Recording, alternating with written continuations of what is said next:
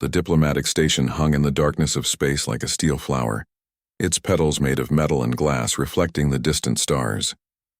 Commander Hannah Park stood near the observation window, watching the ships arrive for the ceremony. Her uniform was pressed perfectly, every metal in its place. She had spent 3 years preparing for this day, the 900th anniversary of the treaty that brought peace between humanity and the Galactic Empire. Behind her, Captain Dae-ho Kim was reviewing security protocols one last time. He was younger than Hannah by 10 years, but his eyes carried the weight of someone who had seen too much. He didn't trust the Empire even after 9 centuries of peace.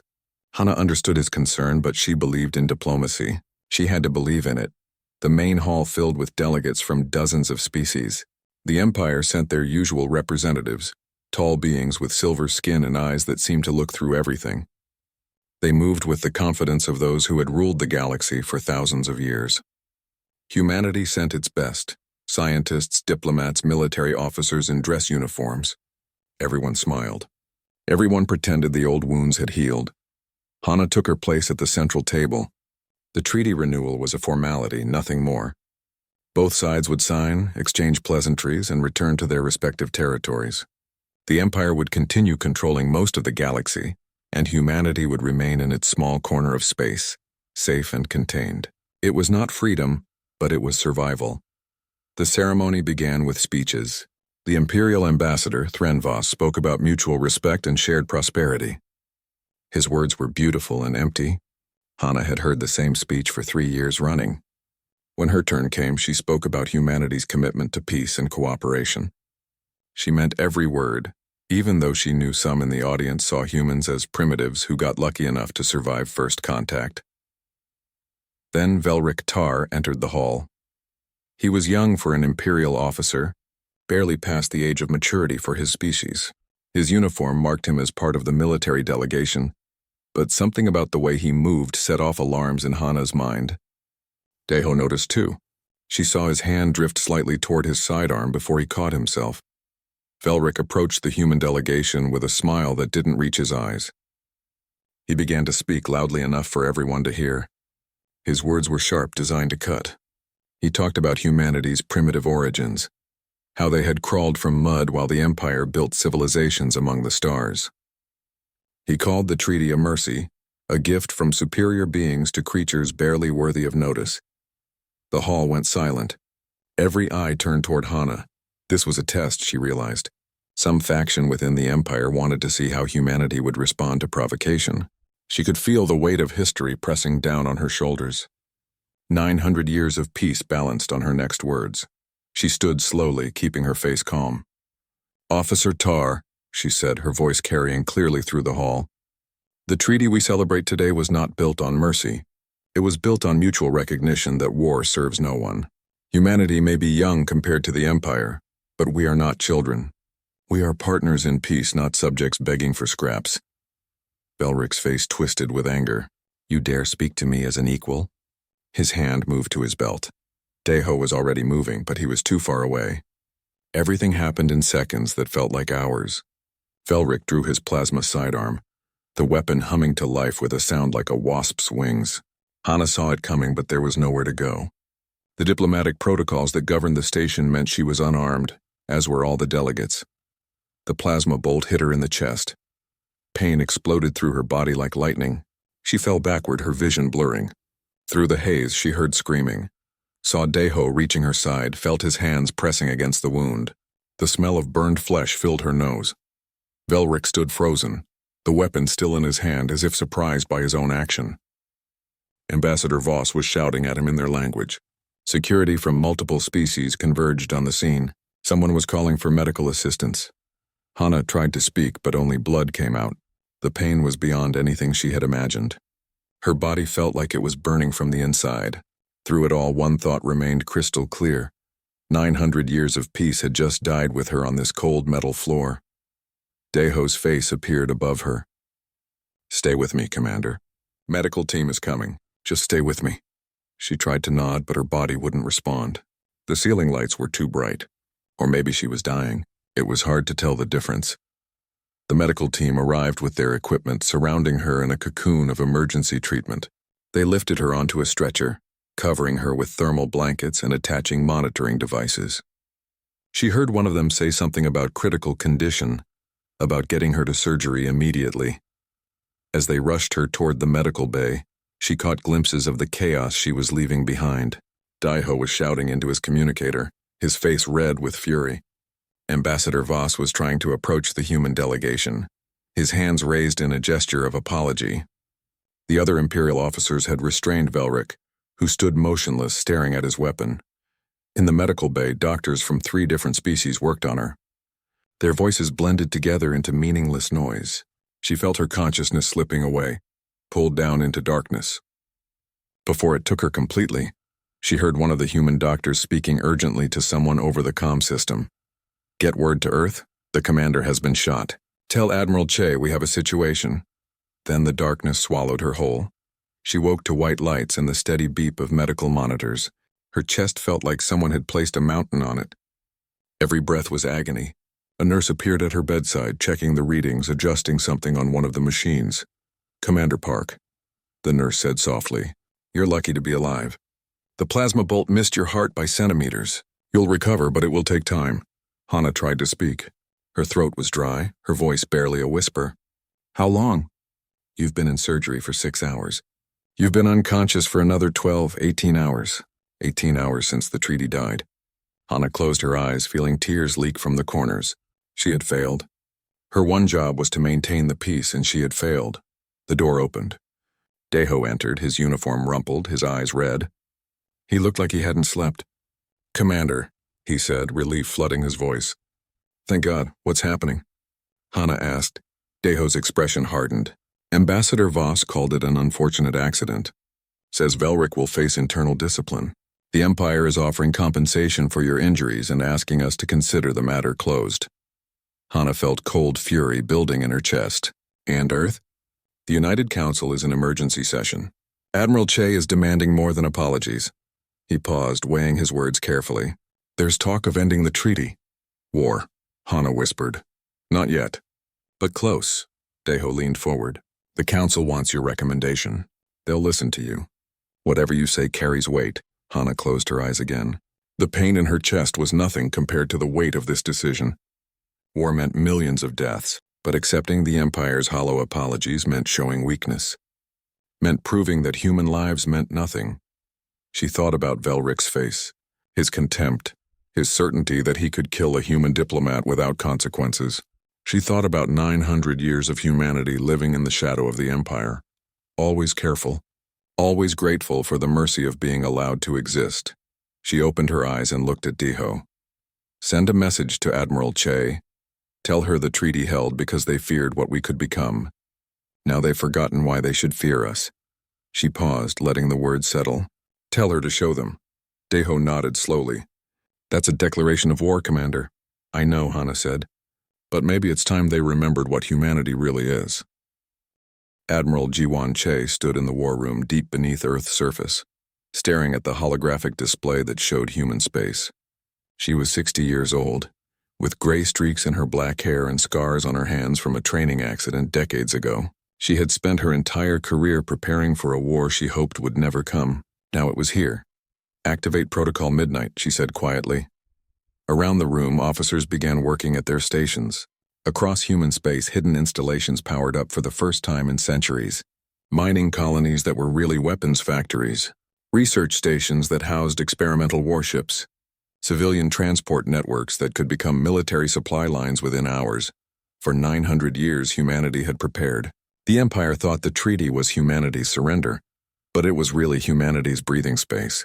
Every generation had contributed to the great secret. Humanity would never again be caught defenseless. Colonel Minho Lee received his orders while sitting in a bar on the edge of human space. The message appeared on his personal device, just 3 words. "Wraith Core active." He finished his drink, paid his bill, and walked out into the night. By morning, he and his team would be ghosts, moving through Imperial space like shadows. Minho was 45, lean and quiet, with the kind of face people forgot easily. That was useful in his line of work. The Wraith Corps officially didn't exist. No budget line, no public records, no uniforms. just highly trained soldiers who specialized in operations that couldn't be acknowledged. For 30 years, they had infiltrated Imperial territory, mapping defenses, recruiting informants, preparing for this day. On the moon of Titan, Dr. Yuna Shin watched her life's work come to fruition. The laboratory complex stretched for kilometers beneath the icy surface, hidden from any scan. Project Prometheus had consumed 20 years of her life. She was brilliant, dedicated, and aware that her inventions would kill millions. That knowledge sat heavy on her shoulders every day. Begin moving the prototypes to staging areas, she instructed her team, and activate the production facilities. We'll need thousands of them. Her assistant, a young woman named Yunji, looked nervous. Are we really doing this? Going to war with the Empire? Yuna met her eyes. They shot Commander Park during a diplomatic ceremony. They think we're weak. It's time to correct that misunderstanding. The weapons that emerged from Yuna's laboratories were unlike anything the galaxy had seen. Railguns that could fire projectiles at a fraction of light speed, cyber warfare packages that could turn enemy ships into puppets, energy shields that bent the laws of physics. Every breakthrough humanity had made in 9 centuries, kept secret and saved for this moment. Captain Hyun Nam was 28 years old and commanded a ship that shouldn't exist. The Silent Running was a stealth destroyer, invisible to almost every sensor in the galaxy. It was also fast, deadly, and crewed by some of humanity's best young officers. They had trained for war, even though they had only known peace. Sir, his tactical officer called out, we're receiving mobilization orders. All stealth units to report to Staging Area 7. Hyun felt his heart race. This was real. The war his instructors had talked about was finally happening. He should have been afraid, but instead he felt ready. Set course. Best speed. And someone tell engineering to prepare all weapon systems. The Empire's response to humanity's mobilization was exactly what Admiral Che expected: dismissal. Their intelligence services reported that humanity had about 300 official military vessels. The Empire had 50,000. The math seemed simple to them. They sent a fleet of 500 ships to the Outer Rim, to a colony called New Busan. The message was clear: stand down or be destroyed. Admiral Che watched the Imperial fleet approach on her displays. They moved in a standard formation, confident and unhurried. They expected either surrender or a minor skirmish. They were wrong on both counts. How many ships do we have in position? She asked. Her tactical officer checked his display. 2,347, Admiral. All stealth systems active. The Empire has no idea we're here. Che allowed herself a small smile. 900 years of preparation. And the Empire still thought humanity was primitive. Open a channel to the Imperial fleet. Let's be polite one last time. The channel opened. The Imperial commander appeared on screen, an older being with decorations covering his uniform. He looked bored. Human vessels, you are ordered to stand down and surrender all military personnel involved in the conspiracy against the Empire. Failure to comply will result in— Admiral, Che interrupted. Let me save you some time. The answer is no. The Imperial commander's face showed surprise, then anger. You dare refuse? With your 300 ships against our 500? 300. Che let the smile grow. Is that what your intelligence told you? How unfortunate. Let me show you something. She gave a hand signal. Across the system, 2,000 human warships dropped their stealth fields simultaneously. They appeared on sensors like stars being born, surrounding the Imperial fleet completely. The Imperial commander's face went pale. This is impossible. You can't have— For 900 years, Che said, her voice hard as steel. You believed you did us a mercy by offering peace. Today you learn the truth. We accepted peace because we chose mercy. That mercy ends now. The battle lasted 4 hours. The Empire's ships were powerful, built by a civilization that had conquered the galaxy. But humanity's vessels were designed specifically to kill Imperial warships. Every weakness had been studied, every vulnerability mapped. The railguns punched through shields that had protected the Empire for millennia.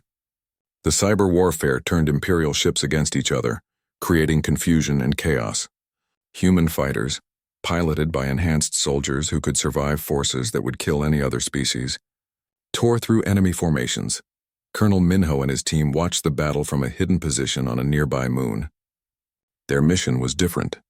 While the fleet engaged the Empire's military, the Wraith Corps would begin operations behind enemy lines.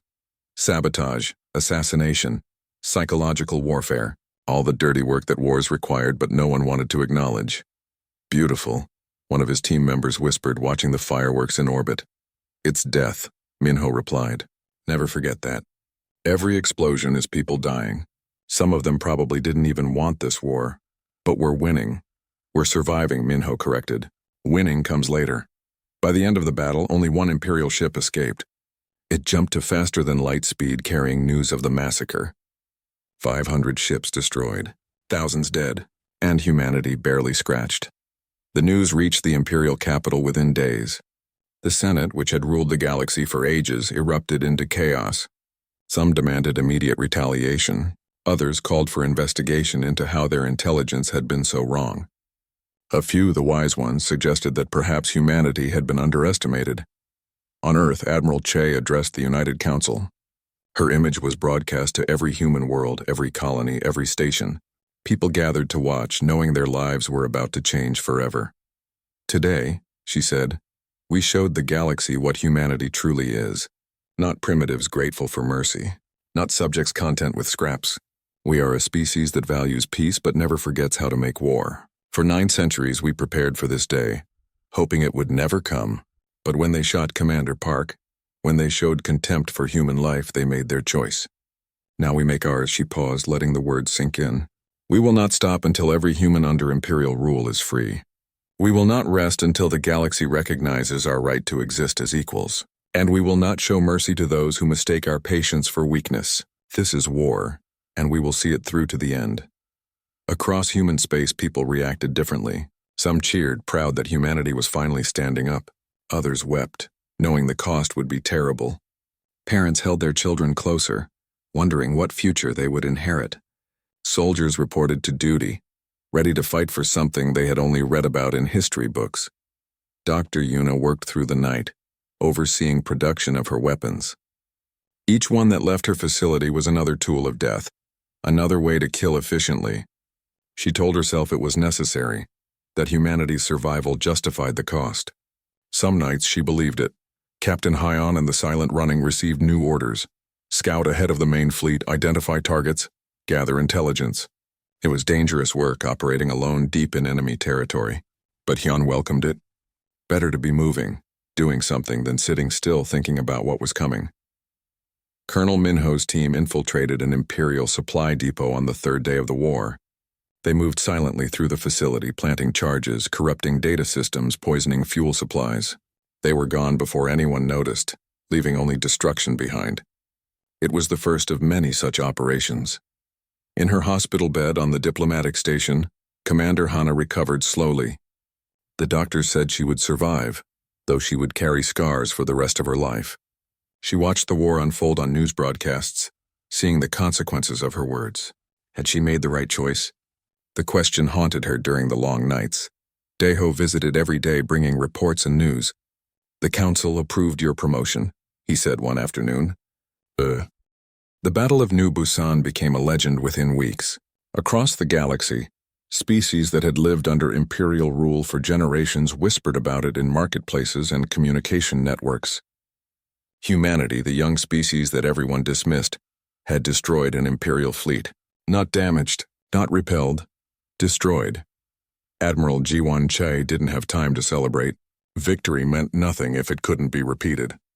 She stood before a 3-dimensional map of the galaxy, studying the Imperial territory that surrounded human space like an ocean around an island. Every star system represented a potential battlefield, a place where people would die. The Empire is mobilizing their veteran legions, her intelligence officer reported. They're pulling ships from across the galaxy. Best estimates say we'll be facing 20,000 vessels within 3 months. 20,000 against humanity's 3,000. The math was brutal. Then we need to make sure we're not fighting all of them at once, Che said. Begin Operation Breakwater. We'll liberate the old colonies first, the ones they took from us in the original treaty. The human colonies under Imperial rule had lived as second-class citizens for 9 centuries. When Admiral Che's fleet arrived at the first system, they found humans who had almost forgotten they were human. Children who spoke Imperial languages first and human languages second. Adults who bowed to alien governors and paid tribute to distant rulers. Captain Hyun Nam brought the Silent Running into orbit around one such world, a planet called Sebyol. His mission was to make contact with resistance groups if any existed. What he found surprised him. The resistance leader was an old woman named Grandmother Bora. She must have been 90 years old, with white hair and hands twisted by arthritis. But her eyes were sharp, and she remembered things the younger generation had forgotten. "My grandfather told me stories," she said, serving Hyun tea in her small apartment. "About Earth, about when we were free. I never thought I'd see liberation in my lifetime. It's dangerous," Hyun warned. "When we attack the Imperial garrison, they might retaliate against civilians." Grandmother Bora laughed, a sound like dry leaves rustling. "Child, we've been living under their boot for 900 years. Danger is nothing new. At least now we have a chance to fight back." The liberation of Sebyol took 3 days.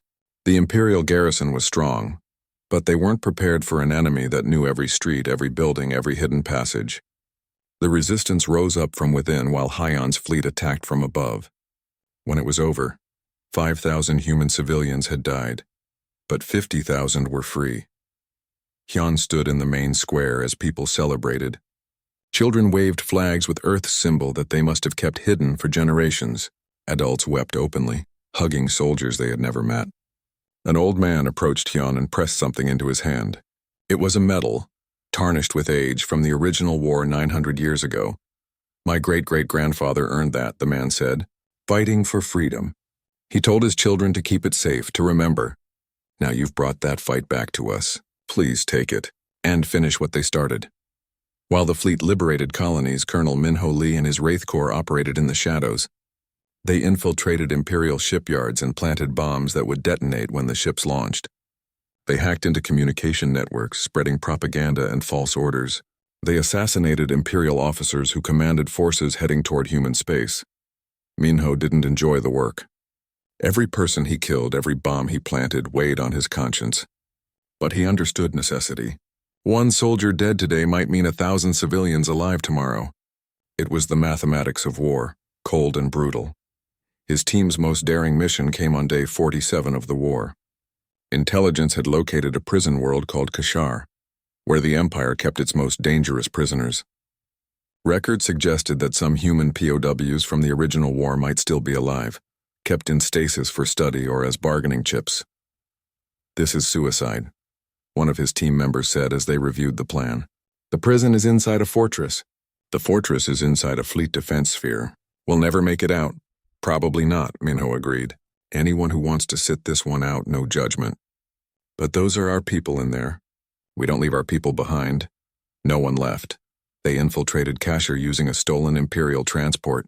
The prison's security was designed to keep people in, not out. They found the stasis chambers in a forgotten section of the facility, covered in dust. Inside were 37 humans, frozen in time, wearing uniforms from 900 years ago. Minho stood before one chamber, looking at a young man who couldn't have been more than 20 when he was frozen. The nameplate read, Captain Taeyang Kim. He looked peaceful, unaware that everyone he had known was long dead, that the war he fought had ended in treaty rather than victory. "Wake them up," Minho ordered. "All of them. We're bringing them home." The escape was as hard as expected. Alarms screamed as they ran through corridors carrying the confused and disoriented prisoners. Imperial guards swarmed from every direction. Minho's team fought a running battle through the prison, leaving bodies in their wake. They lost 2 people getting to their ship. 3 more died covering the launch, but they made it. 37 souls recovered, though they would need years to adjust to a galaxy that had changed beyond recognition. Minho considered it worth the cost. While soldiers fought battles, Commander Hana Park fought a different kind of war. Recovered enough to travel, she visited alien species across the galaxy, building a coalition against the Empire. It was delicate work. Many species feared the Empire. Others had prospered under Imperial rule. Some simply didn't care about humanity's struggle. Her breakthrough came with the Kelion sovereignty, the galaxy's second-largest power. They were traders and merchants, practical people who valued profit over ideology. Hana met with their council in a station that orbited their homeworld. "Why should we risk war with the Empire for humanity?" their leader asked. His name was unpronounceable to human tongues, so everyone called him First Minister. What do we gain? Freedom, Hana said simply. The Empire controls trade routes. They set prices. They tax your merchants and regulate your business. Help us break their monopoly, and you'll have access to new markets, new trade partners. Help us win, and you'll never bow to imperial tariffs again. And if we help you lose, then you'll have tried, and you'll know you stood up when it mattered. Hana leaned forward. First Minister, I was shot during a diplomatic ceremony because I refused to accept insults. I almost died for words. Don't you think that means something? Don't you think a species willing to fight after 900 years of peace is a species worth betting on? The First Minister was silent for a long moment. Then he smiled. A gesture that didn't translate well across species but carried the same meaning. Very well. The Keelian sovereignty will join your coalition, but we expect favorable trade agreements when this is over. Done, Hana said, and they sealed the agreement. The news of Keelion joining the coalition sent shockwaves through the Empire. Other species began reconsidering their positions. If the great trading power of the galaxy thought humanity could win, maybe humanity could win. The Empire's response was brutal and swift. War Marshal Creven Vex took personal command of their forces. He was ancient even by Imperial standards, a veteran of 1,000 campaigns. He had conquered worlds before humanity learned to make fire. He did not lose. Vex's strategy was simple, overwhelming force. He gathered 25,000 ships, the largest fleet the Empire had assembled in centuries. His target was Terra Nova, humanity's largest colony. It was a fortress world, heavily defended with a population of 2 billion. If it fell, humanity's will to fight would break. Admiral Che knew Terra Nova was the target. Every simulation, every intelligence report pointed to it. She gathered her fleet there, 3,000 human ships and 2,000 Keelion vessels. It wasn't enough. Everyone knew it wasn't enough. We can evacuate, her second-in-command suggested. Pull the civilians out, abandon the planet, and show the galaxy we're willing to run? Che shook her head. No, we make our stand here. We show them that every meter of human space costs blood. Dr. Yuna Shin arrived at Terra Nova with her latest invention. Shield generators that could protect entire cities. They were experimental, untested in real combat, but they were the best hope for the civilians below. How many can you deploy? Che asked her. 50, Yuna replied. Enough to cover the major population centers. But Admiral, these shields drain enormous power. They'll have maybe 6 hours of protection before the generators burn out. 6 hours, Che repeated. Then we have 6 hours to win this battle or die trying. The Imperial fleet arrived on day 91 of the war. They came out of faster-than-light travel in perfect formation, a wall of ships that filled the sky. Marshal Vex broadcast his terms on all frequencies. Surrender Terra Nova and disarm your forces. Accept Imperial occupation and tribute. Do this and your people will be spared. Refuse and this world burns. Admiral Che replied with a single word. No. The battle began. Space around Terra Nova became a hellstorm of weapons fire and exploding ships. Human railguns tore through Imperial vessels. Imperial plasma weapons carved through human shields. The war had burned for 2 years. 2 years of battles across 100 star systems. 2 years of death and destruction on a scale that made the history books seem tame. Admiral Jiwan Che stood in her ready room aboard the new flagship Indomitable, looking at casualty reports that made her want to weep. Humanity had lost 800 ships. 30 billion people had died, military and civilian combined. The Empire had lost more in absolute numbers, but they had more to lose. The mathematics of attrition were brutal and simple. Humanity would run out of people before the Empire ran out of ships. The third faction that appeared at Terra Nova called themselves the Diesel Collective. They were artificial intelligences, billions of them networked across thousands of vessels. They had watched the galaxy for ages, never interfering, content to observe. Until now, their message was simple. Stop fighting or they would stop both sides permanently. They enforced a ceasefire that held for 3 months while diplomats from all sides talked. But talking achieved nothing. The Empire demanded surrender. Humanity demanded freedom. The collective demanded peace. No one got what they wanted. When the ceasefire ended, the war resumed with renewed fury. But now 3 sides fought instead of 2, making everything more complicated and deadly. The collective attacked anyone who escalated too far, trying to limit casualties. It didn't work. War has its own logic, and that logic leads only one direction. Captain Hyen Nam had been promoted to commander after his actions at Terra Nova. Now he led a squadron of 12 stealth ships, hunting Imperial supply convoys deep in enemy territory. His crew was exhausted, running on stimulants and determination. They had been behind enemy lines for 6 months, never stopping, never resting. "Contact," his sensor operator called out. "Imperial convoy, 20 ships, heading toward the front lines." Cargo manifest shows weapons and ammunition. Hyen studied the display. 20 ships. His squadron could take them, but it would be costly. Half his people were injured from the last engagement. The Silent Running's hull had patches over patches, repairs made with whatever materials they could salvage. "Attack pattern Delta," he ordered.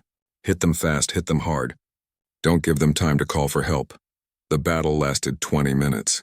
When it was over, the Imperial convoy was destroyed, but Hyen had lost 3 ships, 36 people dead. He knew most of their names, had eaten meals with them, had promised their families he would bring them home. He composed the death notifications himself. It was the least he could do. Each one felt like carving words into his heart. Colonel Minho Lee sat in a bar on a station in neutral space, drinking water and watching the news. His team was scattered across the galaxy on various missions. He was alone, which was dangerous. Alone meant time to think, and thinking meant remembering all the people he had killed. The count was up to 314. He kept track, writing each name when he knew it, each face when he saw it. Some soldiers stopped counting. They said it was easier that way. Minho believed remembering was the price you paid for taking lives. A message arrived on his secure device. New orders from command. This mission was different from the others. This one was personal. The Empire had identified the human infiltration teams. They were hunting the Wraith Corps systematically, using every resource at their disposal. Minho's team had been compromised. Imperial forces were moving to intercept them on a colony world called Jinsu. Minho could abandon them. His orders gave him that authority. Save the Corps by sacrificing one team. It made strategic sense. But Minho had never been good at strategic thinking when his people were involved. He finished his water and headed for the docking bay. He would save his team or die with them. Those were the only options that mattered. Commander Hana Park, now Ambassador General, traveled constantly, building and maintaining the coalition. The Kelian sovereignty had been joined by 3 other species, creating a true multi-species alliance against the Empire. But holding it together required constant diplomacy. She met with the leader of the Narine Commonweal in a garden on their homeworld. The Narine were plant-based beings, slow to act but powerful when roused. Their leader, an ancient tree being called Elder Moonroot, expressed concerns. "The war costs too much," Moonroot said, their voice like wind through leaves. "My people lose ships. Lose lives. For what? Human freedom is important, yes. But is it worth this price?" Hana chose her words carefully. "Elder, the Empire has ruled through fear for millennia. Every species that bows to them makes them stronger. Every species that stands against them makes everyone freer. We're not just fighting for humanity. We're fighting for a galaxy where power doesn't mean the right to dominate." "Beautiful words," Moonroot replied. "But words don't bring back the dead." "No," Hana admitted. "Nothing brings back the dead. But we can honor them by finishing what they died for. We can make sure their sacrifice meant something." Moonroot was silent for a long time. Then they rustled their leaves in agreement. "We will continue. But Ambassador General, you must find a way to end this war. Victory or peace, we must have an ending. My people grow weary." "So do mine," Hana said softly. On Earth, Dr. Yuna Shin faced her own crisis. The weapons production could not keep pace with losses. Ships were destroyed faster than factories could replace them. She stood in her laboratory, surrounded by projects that were supposed to change everything, but none of them were ready. One project scared her more than the others. It was old technology found on a dead world, ancient beyond measure. The researchers called it a reality anchor. It could reshape space-time itself, destroy entire fleets in seconds. But the calculations suggested using it might tear a hole in reality, damage the fabric of space itself. Her assistant Yunji approached with new data. "The tests are complete. The anchor works. But doctor, the side effects, we could destabilize an entire sector. Maybe more." "How much more?" Yuna asked. "Unknown. Maybe nothing. Maybe the whole galaxy." Yunji's voice shook. This is too dangerous. We can't use this, can't we? Yuna stared at the data. What if it's the only way to win? What if humanity's survival requires this risk? What if survival isn't worth becoming monsters? Yunji countered. Yuna had no answer to that. The breaking point came at Terra Nova again. Marshal Vex returned with an even larger fleet, determined to erase his earlier failure. He brought 40,000 ships this time, stripping defenses from across the Empire. It was everything he had. Admiral Che assembled 20,000 ships to meet him. Human vessels, Kalion traders converted to war, Narin living ships, and craft from a dozen allied species. The Dysel Collective warned both sides that they would intervene if civilian casualties exceeded acceptable limits. No one listened. The battle began. For 3 days, ships died in fire and fury. Orbital space around Terra Nova became a graveyard. Debris fields so thick they were visible from the surface. The shields Dr. Yuna had deployed held for the first day, then began failing one by one. When the shields fell, Marshal Vex gave an order that would haunt him forever. He ordered bombardment of civilian shelters, not because it served any military purpose, but because he wanted humanity to know the cost of defiance. The bombardment killed 4 million people in 6 hours. Captain Hyon's family was in one of those shelters. His parents, his sister, her children, all gone in fire that fell from the sky. He received the notification while commanding his squadron in the middle of the battle. He read it, filed it away in a corner of his mind, and continued fighting. There would be time to grieve later if he survived. Admiral Che watched Terra Nova burn and felt something inside her crack. She had been a soldier for 40 years. She had seen death in every form. But this was different. This was murder, pure and simple. This was evil. She gave an order she had hoped never to give. Activate the emergency protocols. Contact Dr. Shin. Tell her to prepare the reality anchor for deployment. Her bridge crew stared at her in horror. Admiral, her second-in-command said, that weapon is too dangerous. We don't know what it will do. I know exactly what it will do, Che replied, her voice dead. It will kill Marshal Vex and every ship in his fleet. And if it tears a hole in space-time, so be it. We don't get to choose between good options anymore, only between terrible ones and worse ones. But before the order could be transmitted, Colonel Minho Lee achieved the impossible. His team, the one he had rescued from Jinsu, had been conducting deep infiltration operations. They had managed to place a spy in the Imperial command structure, someone high enough to access secure communications. That spy transmitted something that changed everything. Evidence that the Empire's aristocracy had been conducting genetic experiments on conquered populations for millennia. They had been breeding slaves, creating subservient species, playing God with the genetics of entire civilizations. Even their own lower castes had been modified to be more docile, more obedient. Minho sent the data to every communication network in the galaxy. Every screen, every broadcast, every data terminal received it. The Empire's darkest secret exposed for all to see. The effect was immediate. Rebellions erupted across Imperial space. Species that had served the Empire for generations rose up against their masters. The Imperial throne room was smaller than Hana had imagined. She stood before the Emperor, a being who had ruled for 3 centuries, whose word was law across half the galaxy. He looked tired, ancient and tired. Ambassador General Park, the Emperor said, his voice carrying the weight of ages. Thank you for coming. I know this required great courage. Courage or desperation, Hana replied. I'm not sure which anymore. The Emperor gestured to a seat.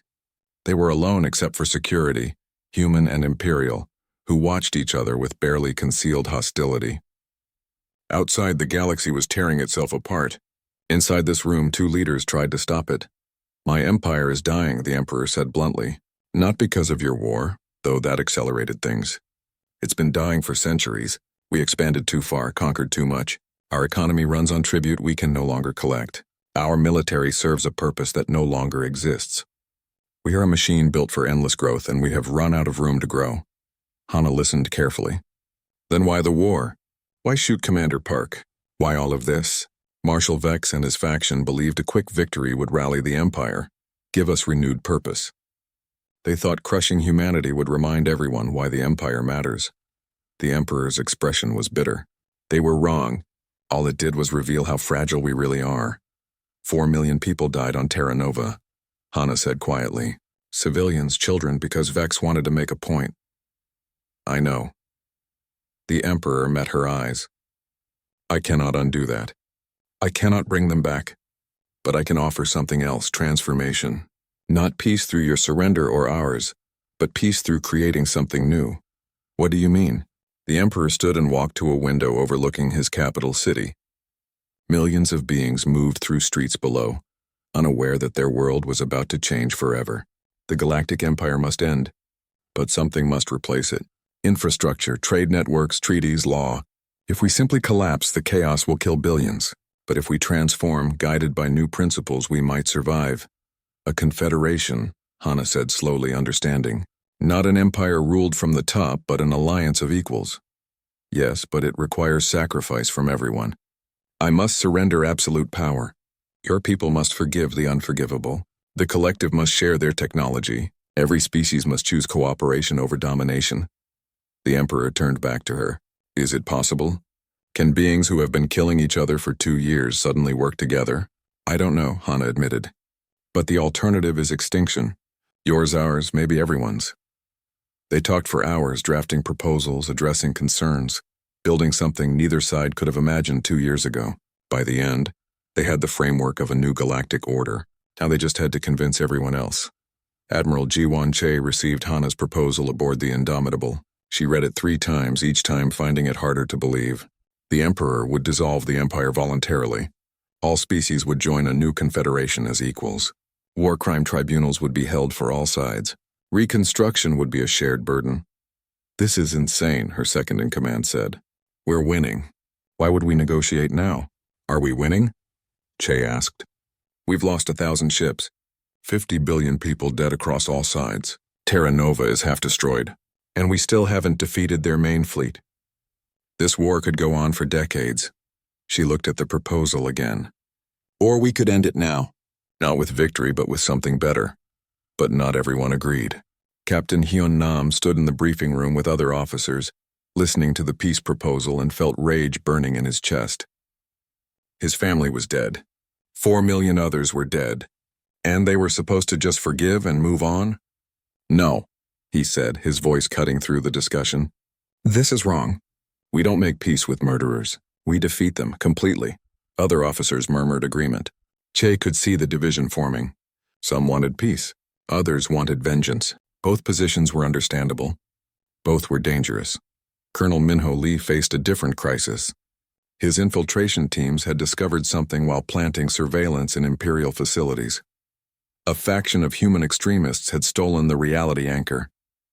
They planned to use it against the Imperial capital, killing everyone there, including the Emperor and Hana. Minho assembled his team in a secure location. We have maybe 30 hours before they activate that weapon. If they succeed, billions die, and any chance for peace dies with them. Let them, one of his team members said. The Empire deserves it. Maybe, Minho replied. But does the galaxy deserve what comes after? The reality anchor could destabilize everything, and even if it works perfectly, do we really want humanity's legacy to be genocide? Is that who we are? The question hung in the air. Finally, another team member spoke. What are your orders, Colonel? We stopped them, Minho said. By any means necessary. Dr. Yunishin was already tracking the stolen reality anchor. She had designed it so she knew its energy signature. She found it aboard a stolen freighter, moving toward Imperial space. The team aboard the freighter included some of her own people, scientists who had lost families in the war.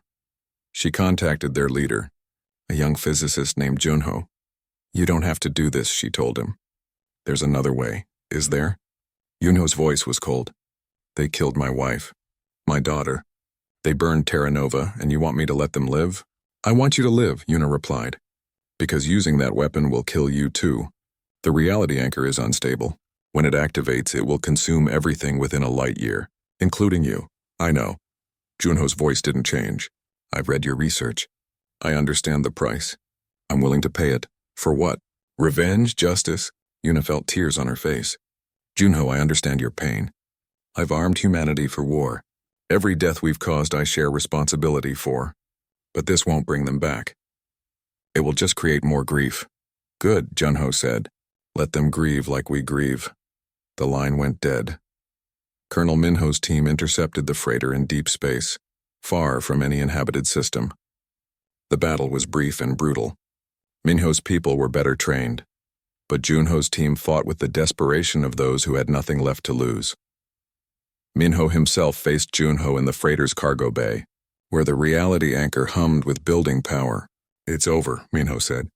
"Stand down. Or what? You'll shoot me?" Junho laughed bitterly. "Go ahead. The anchor is already active. In 10 minutes it reaches critical mass. Then the Imperial capital disappears and everyone there with it. And everyone here," Minho pointed out. "You're killing yourself for revenge. I'm killing myself for my family, for the 4 million dead, for every human who suffered under Imperial rule." Junho's hand was on the control panel. "You can't stop it now. The process has begun." Minho lowered his weapon. "You're right. I can't stop it. But Dr. Shin can." On cue, Yuna's voice came through the freighter's communication system. "Junho, I'm transmitting an override code to the anchor. In 30 seconds it will shut down." "No." Junho scrambled at the controls. "You can't. This is justice." "This is murder," Yuna said quietly. "And I won't let you turn my work into a weapon of extinction." "I'm sorry, Junho. I'm so sorry for your loss. But this ends now." The reality anchor powered down, its threat neutralized. Junho collapsed, sobbing. Minho's team secured the cargo bay. The crisis was over, but it revealed the deeper problem. Not everyone wanted peace. Some wounds were too deep to heal. At the Imperial capital, Marshal Vex's coup was failing. His fleet had been intercepted by Loyalist forces and the battle raged in orbit. But Vex himself had made it to the surface with a small force. He was fighting his way toward the throne room, determined to seize power or die trying. The Emperor stood in his throne room watching the battle on displays. Hana stood beside him. "You should evacuate," she said. "My security team can hold them off." "No," the Emperor replied. "If I run, the coup succeeds. The extremists on all sides win. The peace fails before it begins." He looked at her. "Will you stand with me?" Hana checked her sidearm. "I've been shot once for peace. I suppose I can risk it again." When Vex broke through the final defenses, he found the Emperor waiting calmly on his throne, with Hana Park standing at his right hand. Human and Imperial security forces stood together, an impossible alliance defending an impossible peace. "Surrender," Vex demanded. "You've betrayed the Empire." "Betrayed everything we are? I've saved the Empire," the Emperor replied, "by letting it become something better. But you can't see that, can you? You can only see enemies and conquest. You've become what the Empire was, and you can't imagine what it could be." Vex raised his weapon. "Then I'll do what the Empire does. I'll eliminate the weakness." Admiral Che's voice came through every speaker in the throne room. "Marshal Vex, this is Admiral Jiwan Che of the Human Defense Force. You're surrounded. Imperial loyalists and human ships have your position locked. Stand down or we will fire on the throne room." "You're bluffing," Vex said. "You wouldn't kill your own ambassador." "Try me," Che replied. Ambassador General Park knew the risks when she went there. "Peace is worth the price," Hana spoke up. "Marshal, there's another option. Surrender, face trial. Let your people decide if war crimes deserve punishment. It's more mercy than you showed Terra Nova." Vex stood frozen, his weapon pointed at the Emperor.